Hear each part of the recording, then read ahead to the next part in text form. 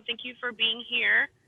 My name is Evan Hardy. I'm a student success coach with CalSoap LA, and I will be presenting to you, and me and Camilla will be presenting to you about the Cal Grants. So, CalSoap LA is a nonprofit organization where we seek to increase the academic and college preparation of disadvantaged students. So we basically provide a resource like we are today, giving you information and just letting you know some of the steps and ways to get to college and um, have a successful college experience. So there's four types of financial aid that you can receive.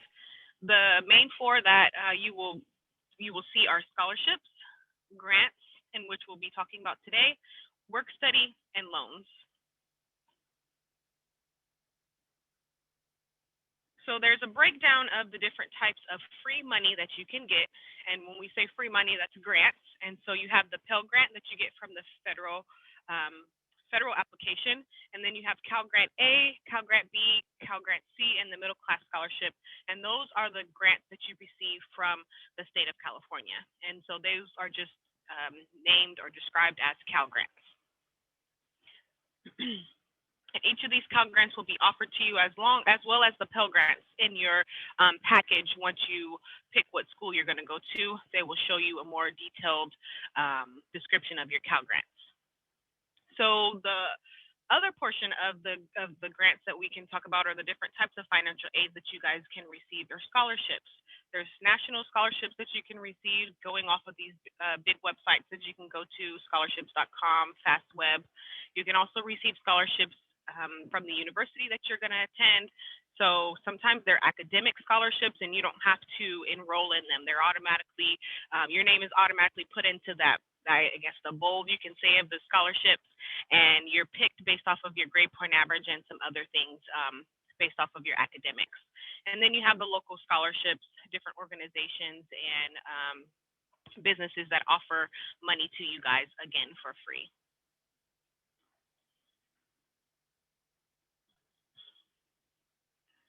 So we're going to start with the breakdown of Cal Grant A and Cal Grant B. Cal Grant A, on the left side, it requires you to have a 3.0 GPA.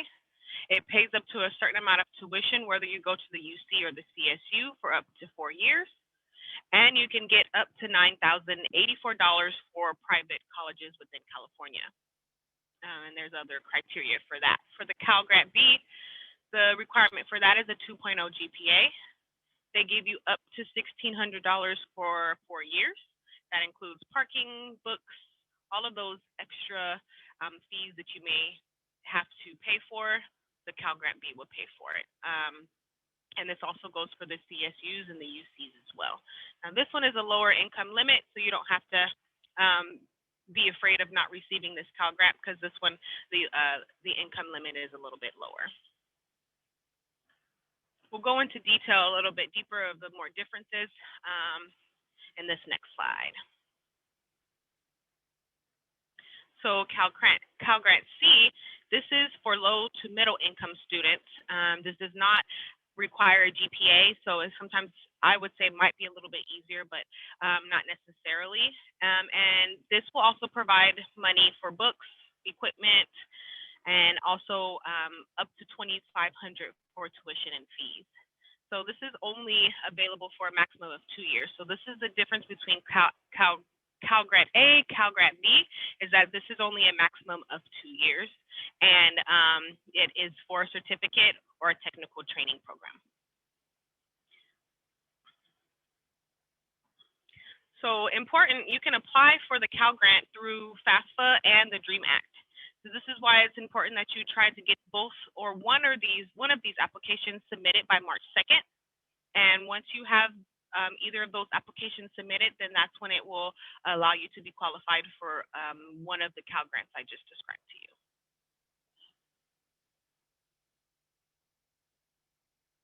And I think I mentioned this earlier a few seconds ago, that there is a difference between Cal Grant A through C. And so one of the three of the main things are GPA, financial need and your plans for your educational goals. So for instance, Cal Grant A will need you to have a 3.0 GPA, and the income limit is a little bit higher than what the Cal Grant B would be. And then Cal Grant C, like I explained, there is no GPA requirement, but this is only for certificates or technical schools that you may attend. So just a little tidbit on the differences of those. So the California Chafee Grant is another type of grant provided to youth, but it's more focused on the foster youth. And this will pay for college or career/technical training. And this will help students get the financial need that they need based off of them being foster youth. So they can get up to $5,000 per year to help them get into any college within California, and sometimes they can go out of California to use this award as well.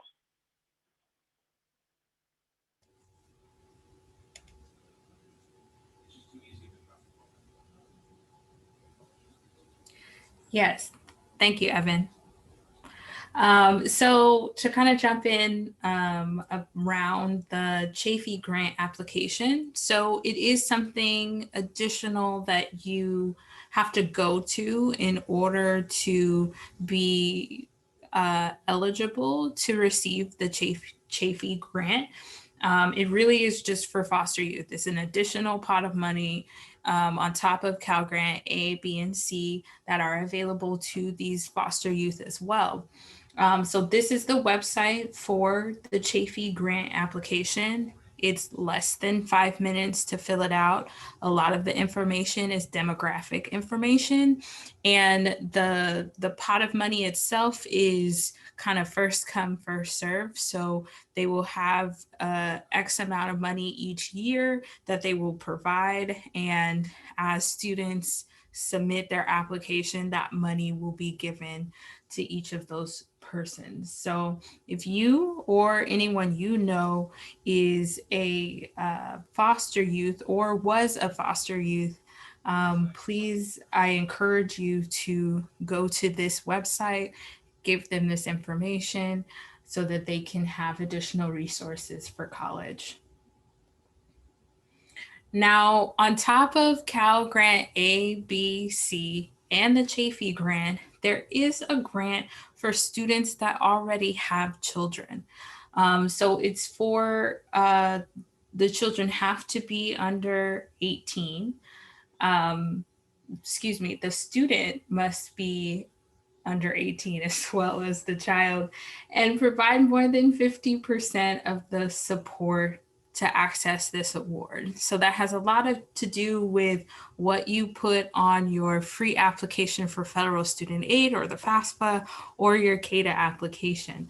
You must attend a public institution, and those that qualify for the Cal Grant A will receive a new access award up to $6,000 total. So it'll be in addition to what you receive for Cal Grant A.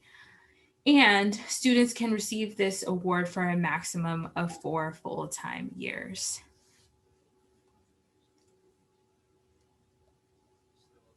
Now, there's Cal Grant A, B, C, Chafee. If you have a child, there's a Cal Grant for you. And then there's the competitive Cal Grant Awards on top of that. So in 2020 to 21 school year, it was increased. The amount of funds available for students increased from 41,000 to 51,000, which means that there's more opportunity for free money. The competitive Cal Grants are for students who are not awarded A, B, or C, but who still meet the Cal Grant eligibility requirements, which is that you're a U.S. citizen or eligible non-citizen or AB 540. And that you've completed the FAFSA or DREAM Act by the priority deadline. So for the state of California, the priority deadline for FAFSA and CADA is March 2nd, which Evan shared with us earlier. So in filling out your financial aid application on time or by the priority deadline, you're able to, if you don't fall into Cal Grant A, B, or C, there's an additional pot of money that you can be qualified for or considered for, which is really cool. So on top of all of that, like, but wait, there's more, right? It's so great.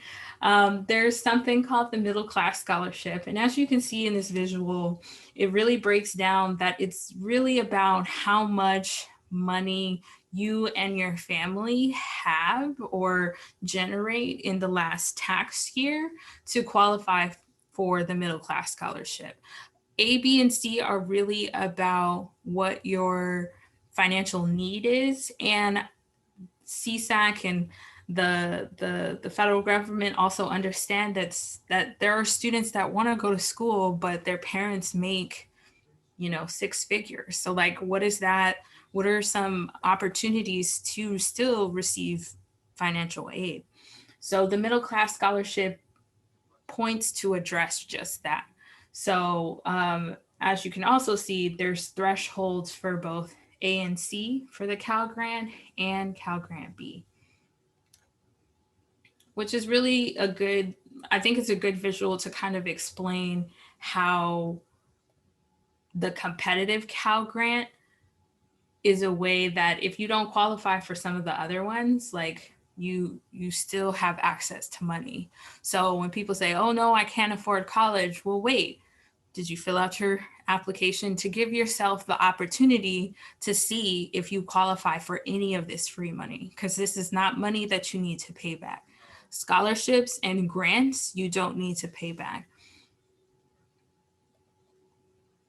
So a little bit more about the MiddleClass Scholarship. It is based on income only. So your GPA is not a consideration for this scholarship. It is a limited pool of funds. So you do want to make sure that you meet the priority deadline because those are the folks that are going to be considered for this scholarship if you fall into that first.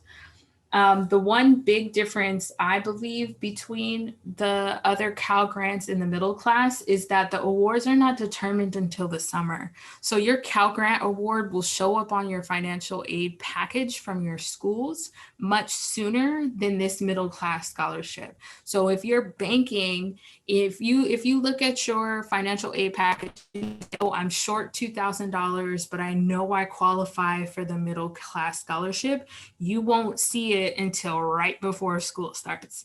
So you don't want to necessarily bank on it covering anything. You want to make sure that you are, you know, writing for scholarships and getting your scholarship money together, raising funds if that's the way you want to do that, to cover the costs. Because again, you won't see it on your financial aid award letters. You may receive communication from the California Student Aid Commission that you are eligible, and you must be enrolled at a UC or CSU. So this is not applicable for the trade schools, our LA Trade Tag schools. And you do need to be enrolled as a first undergrad. So after you graduate from high school, that is the first set, we'll say the first 2 years / 4 years of your higher ed journey. You may be eligible for a scholarship no less than 10% and no more than 40%. And then the UC maximum is 5,000 and the CSU maximum is 2,000. And then the final kind of grant that is available for California students is the California College Promise Grant. It's a really great resource if you don't know if you want to go to a 4-year, you don't know what you want to do life after high school, and you're like, okay, let me go to trade tech, or you know you want to get into UCLA, but your GPA is not where you want it to be, or you know you want to go to an international school and you're not quite ready yet, but you still want to be in the mode of student. This is a really great opportunity for you to have your units paid for by the state of California. So what that means is if you apply to any of these schools or any of the community colleges in the state of California, your per unit enrollment fees, which is currently $46, will be waived. So if you sign up for 3 classes and each unit is, $20 or $30, that's all covered by this grant. So you won't have to come out of pocket for that. Now, there may be other fees associated with those community colleges, like the technical fee, the health fee. There's all these other fees that could be there, and you want to make sure to look at your profile, your California Community College profile, to see what else is there. But one of the largest pieces of paying for community college is the per unit cost, which is free. It's free for you. So you do need to qualify, but you can receive it by you or your parent receive some form of assistance. So that could be WIC, it could be food stamps, one of those public assistance programs. Meet the household size and total income requirement, which you can find on the California Promise Grant website. They have a visual of what those ceilings are. So if there's 2 people, how much your financial situation should be, or 3 people, and so on. And you must demonstrate at least $1,100 worth of financial need in order to qualify. So if we find out that you only need 200, you may not qualify. But then if you are on public assistance, you may qualify. So it's not all and, it's or. So that means that a lot of our students that we work with in terms of CalSOP LA can benefit from this grant. So you may ask, what is the best Cal grant for you? Well, all Cal grants are free money for college and do not have to be repaid. Like, it's free. It's kind of like the applications. The free application for federal student aid. The California Dream Act is a free application. It's not something to be paid. And the California Student Aid Commission has a lot of money for students in California who want to go to school. The system will award the most beneficial Cal grant based on the student's need, qualifying factors, and type of institution. So it's not for you to decide, oh, I'm a Cal Grant A recipient, and then you get the letter from CSAC and it says Cal Grant B. It's okay. The California Student Aid Commission has their own series, their own algorithm to help you have the most money over time for what your educational goals are. So it's really important in terms of your FAFSA and CADA, what you're putting in terms of where you want to go. Like, do you only want to be in, do you only want to get your associates and then move into working? Do you want to get your bachelor's? Do you want to get your master's? Like, those questions on the applications help the Cal Grant make an informed decision on what the best Cal Grant is right for you. So how do you apply? Good question. I'm glad you asked. So there's 2 applications. I've been saying it over and over again. The free application for federal student aid, also known as the FAFSA, it is for U.S. citizens and eligible non-citizens. There's also the California Dream Act application. The Dream Act is only for California. There are other states in the United States that do have resources for undocumented students, but you will have to check with your counselor, your school counselor, or just use Google as your friend. Google University, as one of my colleagues says all the time, to find out what opportunities are there in your state. But the California Dream Act application is for California students who are AB 540 eligible, which we'll go into in a moment. And if you don't have a social security number, this is the application you want to fill out. It is based on your citizenship status. So you meaning the student, not your parents. If your parents are undocumented, that's okay. There's paperwork that you can fill out for both applications, and keep going.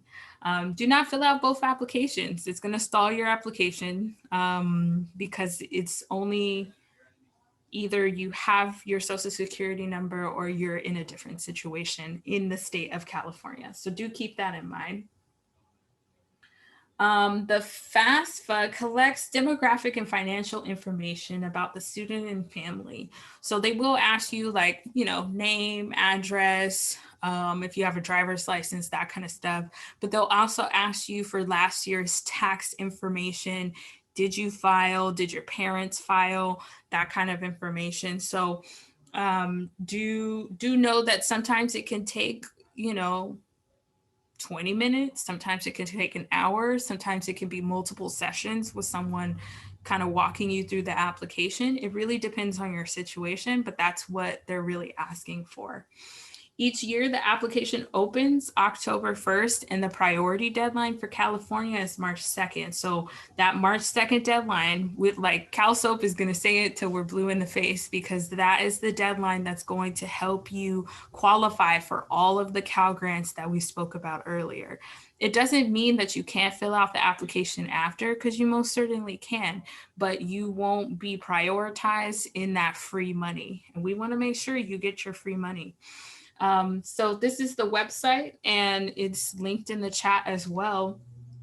And you don't need to pay for the application. It's literally called the free application.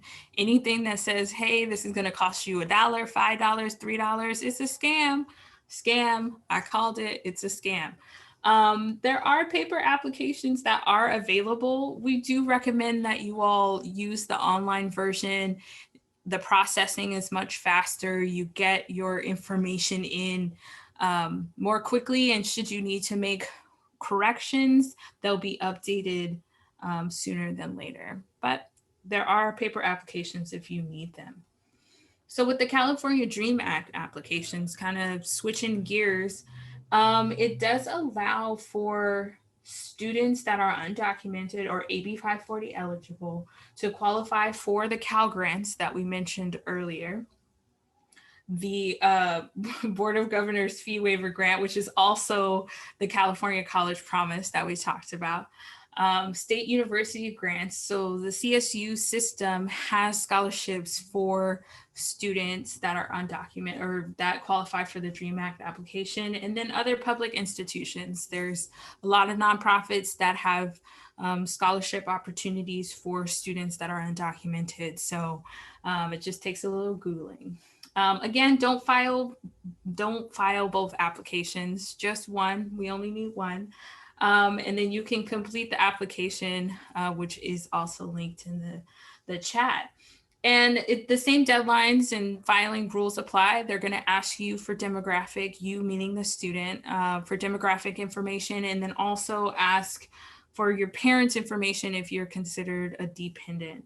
The March 2nd deadline is still the same. And if you are a DACA recipient, if you're a DACA applicant, you should be applying to the DREAM Act application.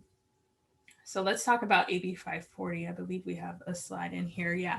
So just we always want to share with people that there is a difference between DACA and the DREAM Act application. So DACA is the federal law, which protects individuals who came to the United States as children from deportation. It's valid for 2 years and subject to renewal.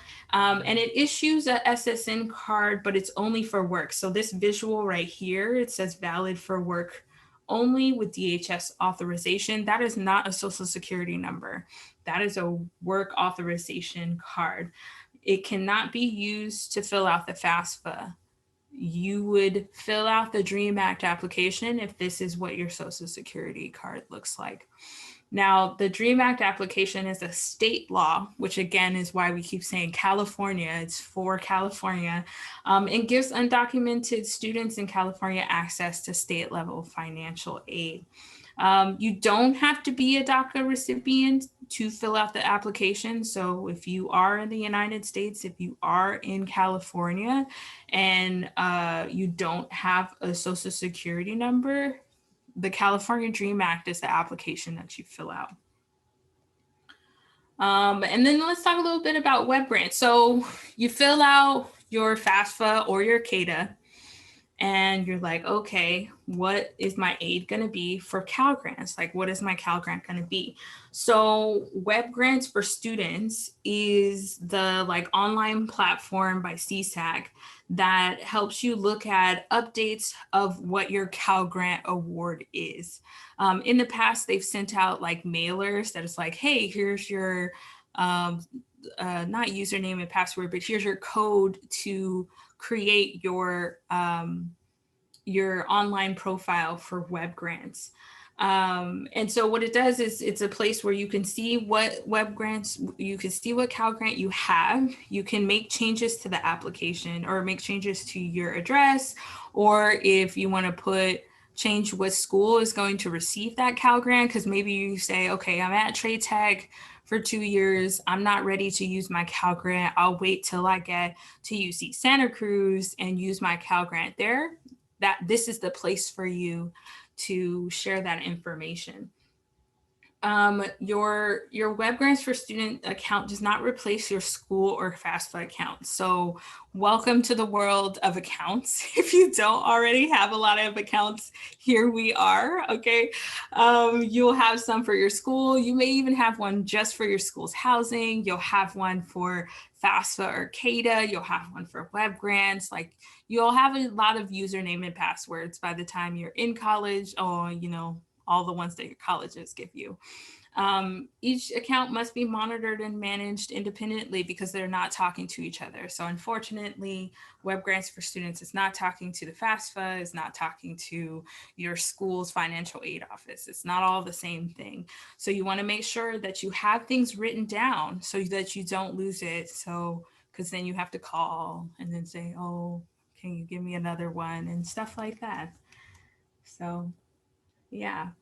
A little kind of walkthrough. This is what creating an account with Web Grants for Students looks like. So they'll ask you either for your SSN or Dream Act ID. So it's almost imperative that I say it's mandatory that you fill out your FAFSA or CADA first before you try to open your Web Grants.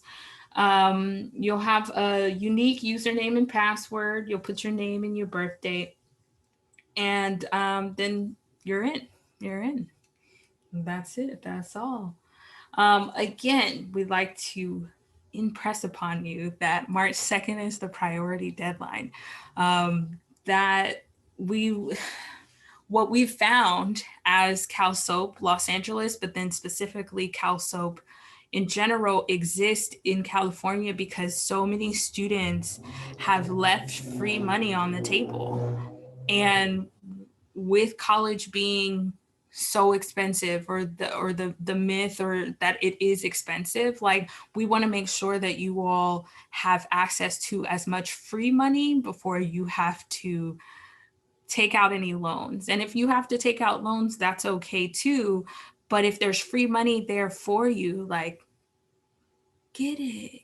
Get the free money. That just means you have to be organized. Put it in your calendar, put some alarms on, like February 25th. Like, did you complete your application? February, 29th. Oh no, there's no 29 days in February, but February 28th, did you complete your application? CalSOAP LA has some workshops every Saturday that's called Cash for College. So if you're not familiar, go to our website. We're going to have a college and career expo for the next 3 Saturdays after this next weekend. And you can be one-on-one with a coach to guide you through the application, whether it be FAFSA, whether it be CADA. We're here to really help you get as much free money and understand your financial aid package as much as possible. Like that is the goal of CalSoap LA. And so we're here to like be an additional resource. So with that, like, I just want to say, I'm so grateful that you all came today to get some of your questions answered or get like a short snippet about Cal Grants. Yeah, so if there's any questions that haven't been answered in the chat, Evan and I are here to answer them.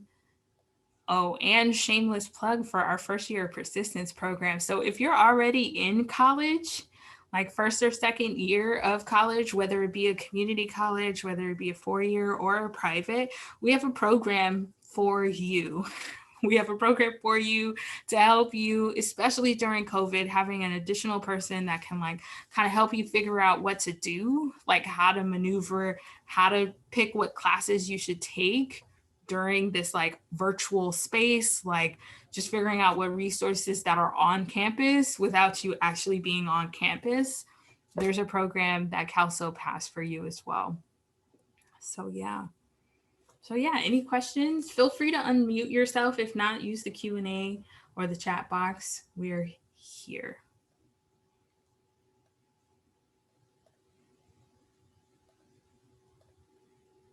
Or if you need me to go back to one of our slides about any of the Cal grants, I'd be happy to do that.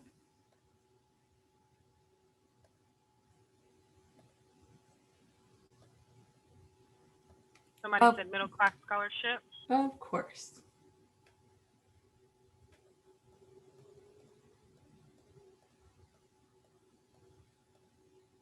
Let's see. So would you like the visual, Axel, or the description of the grant?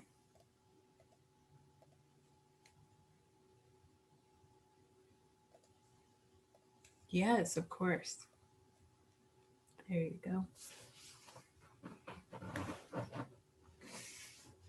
I will say one thing that I have found about the MiddleClass Scholarship is students that actually qualify for it won't apply for the FAFSA or CADA. They have decided in their minds that their parents make too much money, so they believe without actually doing the research that they qualify for any free money. And that's really untrue. So yeah, I hope you apply anyway. Encourage your friends to apply anyway to give yourselves the opportunity to make an informed decision.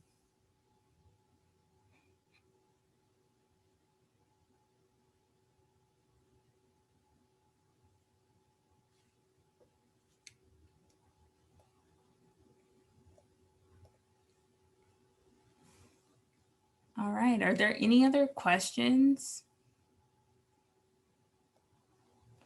So it helps to pay for tuition and other college expenses. Yes, yes.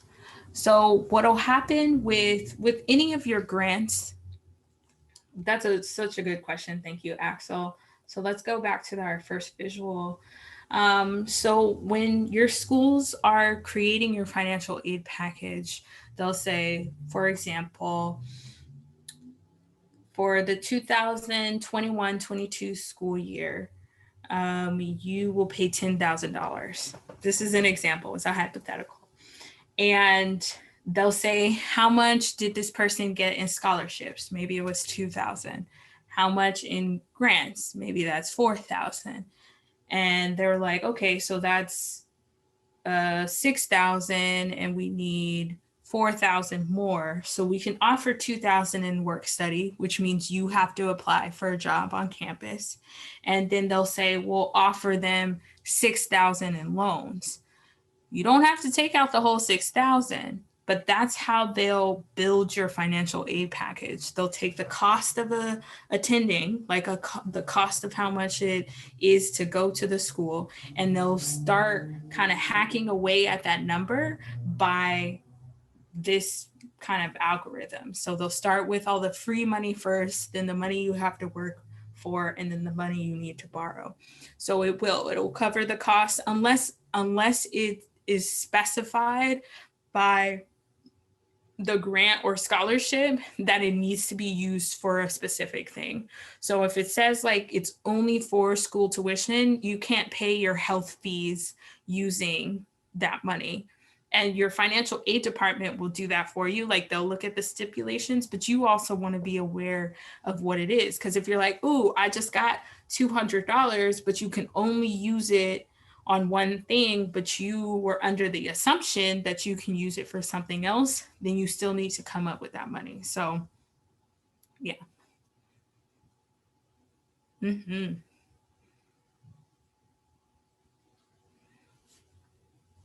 Any other questions?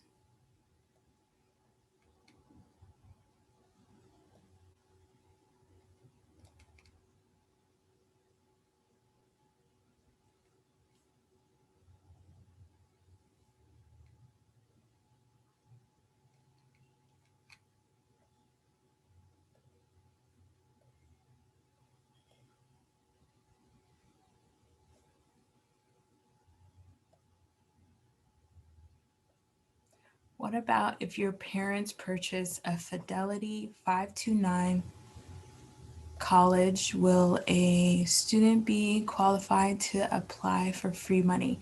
Yes. So with 529, I think they're like retirement funds. I just read about it last week, and I would offer that if there is any 529 plans, be aware about how you put them in the FAFSA application, because there will be a section if you are considered a dependent. So if you, the student, are considered a dependent, it will ask you questions about your parents' assets. And so a 529 plan is an asset. And so you want to be aware of what number you're putting. Like, are you putting, you just want to make sure you're paying attention to the questions, because there's one that's like if there has been a payout. There's one about if the 529 plan is in your name or the parent's name. So you just want to be careful when you get to the asset section about where you put what number. So that will be taken into account. Your expected family contribution. So expected family contribution is how much the FAFSA or CADA has deemed based on your financial information, what is reasonable to have your family pay for school. That's not the same thing as what the financial aid department crafts for you, but that EFC gives the school an idea of how much to expect from you. Usually they still offer you loans and things like that more than what more than what is actually needed. But I think I would just offer, just be aware of those questions when you get to that section on the FAFSA.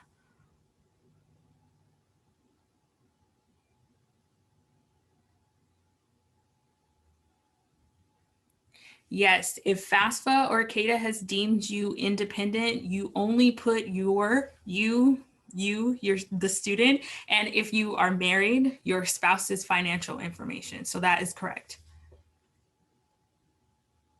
And I guess sometimes it gets tricky when we're having conversations with students, because if you say you live with a grandparent, like your grandparent takes care of you, but your parents are still alive, FAFSA and CADA still want your biological parents' information. So just be aware that FAFSA may understand, or we understand that you may not be getting taken care of by your parent, but the FAFSA and CADA want your biological parents' information.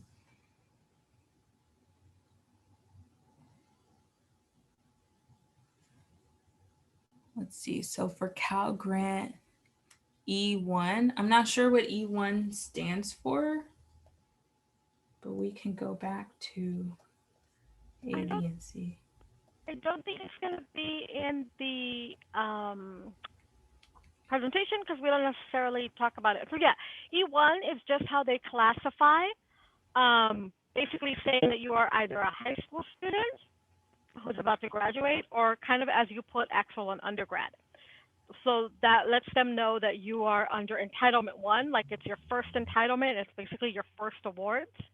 Because the E2 status would be for transfer students. So once a student transfers, they become an E2, meaning this is now their kind of second round of entitlement and grants. That might be where they get their Cal Grant B because they've held on to it to use for years 2, 3, and 4 once they transfer. So yeah, it's just a status that the California Student Aid Commission lists you as so that they know either this is kind of your first time, your first round getting awards, or maybe it's your second round in a different status as a transfer student. Does that make sense?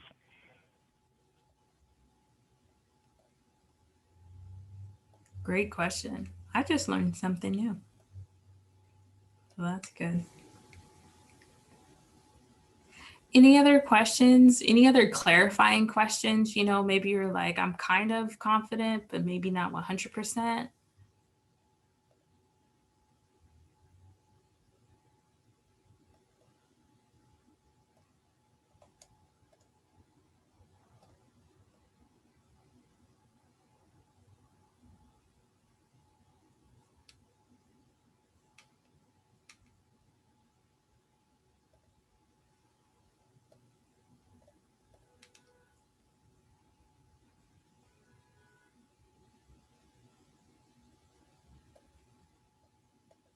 Sure, Lillian. Let's see. Let's go to the middle class.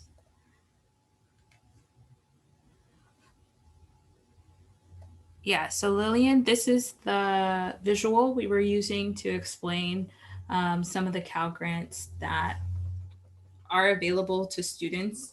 So if your family household is basically around like 35, 40,000, then you would qualify for Cal Grant B, and then between 30, we'll say 40 to about 59,000 or 60,000 is Cal Grant A and C. There are also other stipulations like GPA and things. And then the middle class scholarship is about 90,000 and above. Let's see, Lindsay, do we need to create an account? You do not need to create an account okay, so you don't need to create an account to apply for Cal Grants. That's what the free application for federal student aid or California Dream Act. The web grants for students is to basically tell the California Student Aid Commission where to send that money. They say, okay, so FAFSA and CADA have your tax information, they have all of that information. We're sending that to the school, and the California Student Aid Commission will be like, okay, so they met the priority deadline of March 2nd. So we're going to see what Cal Grant they qualify for. And this is the place you can see where it is. So you'll see if you got Cal Grant A, B, C, the competitive. The only thing that you have to apply for is the Chafee grant, which is a separate website, but that will still be on the web grants for students. So if you apply on the additional website, it will still show up here as well. So then this is the application, not the application, it's the website profile where you'll be able to say, okay, I got Cal Grant C, I want that sent to Trade Tech.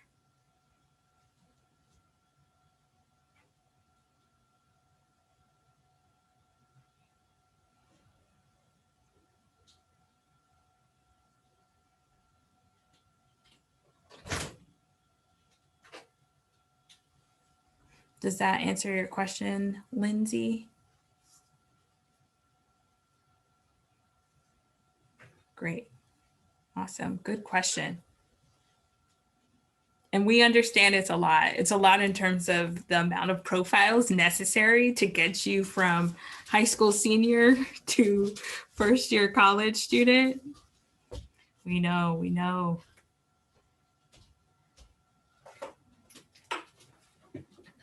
Okay. Right. Axel. Looks like Axel has another question.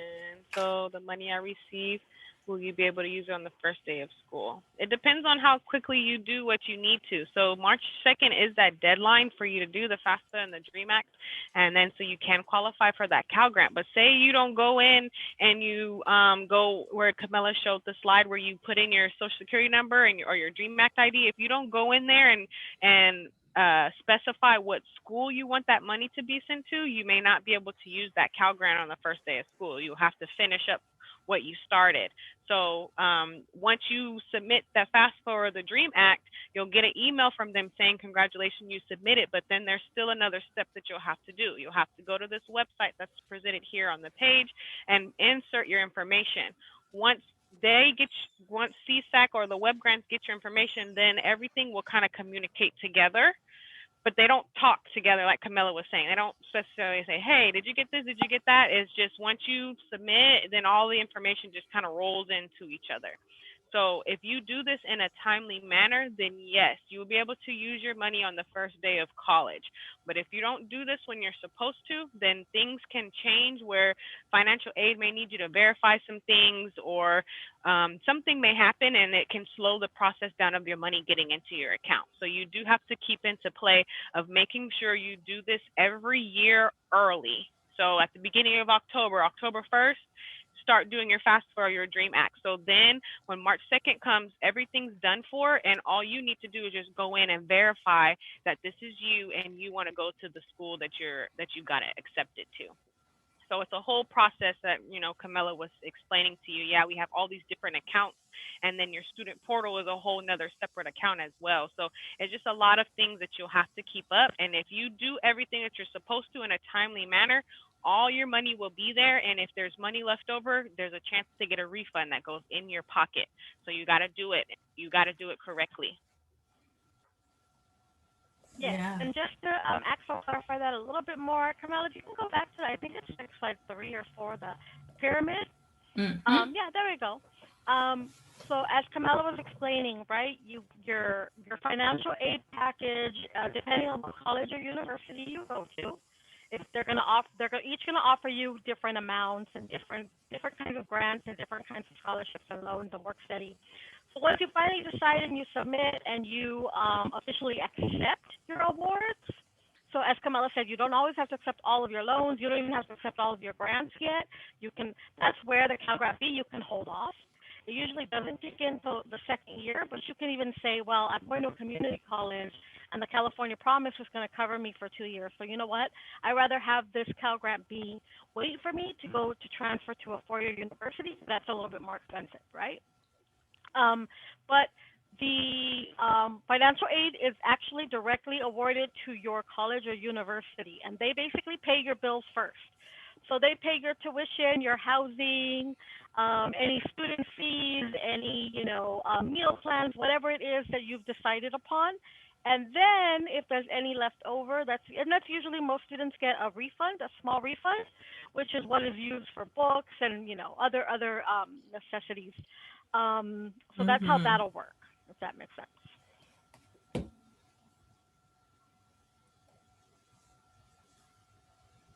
Hopefully that clarified your question about Cal Grant B as well, Axel. Yeah, I guess that's something that we could share, is that you don't have to use your Cal Grants right away, which is cool.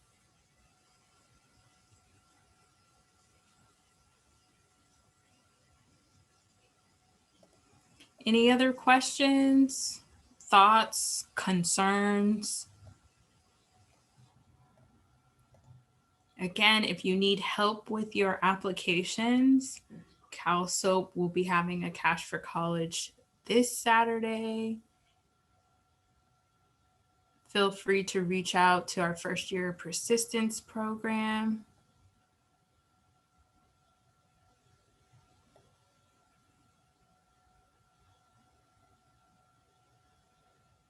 No worries, Lindsay. So do we check what Cal Grant we got after we submitted the FAFSA? Yes, after you submitted the FAFSA, and it is what's the word we like to use? So you submit and Processed? then it's been processed. So a lot of times after you submit your application, it's not done yet. The people on the FAFSA side have to look to make sure everything is correct, everything makes sense. If you need to clarify any information or if there's information missing. So you want to wait till the FAFSA says processed to then create your Web Grants for Students account. Now, I would wait till after the March 2nd deadline because the California Student Aid Commission is trying to push everybody to fill out the applications. And so that's where a lot of the work is coming from for CSAC. So I would wait till after the March 2nd deadline to check your Web Grants for Students account.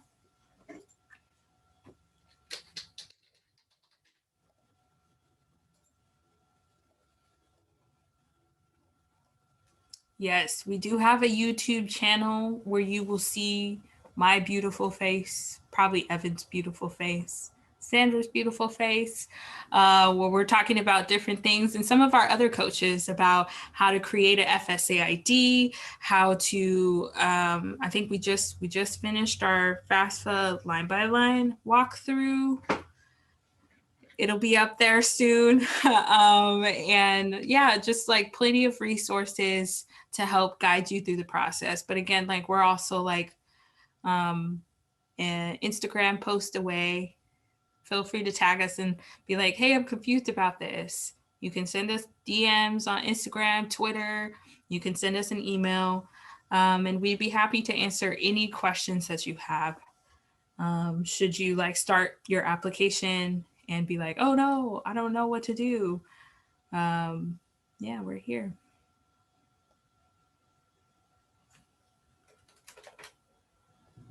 Lillian wants to know what is the title of this webinar so she can view it on YouTube. Yes, the title is What Are Cal Grants?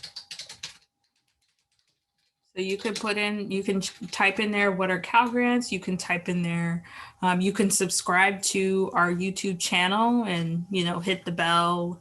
And when we upload, you'll get notifications that we've added new content. But yeah. Mm-hmm.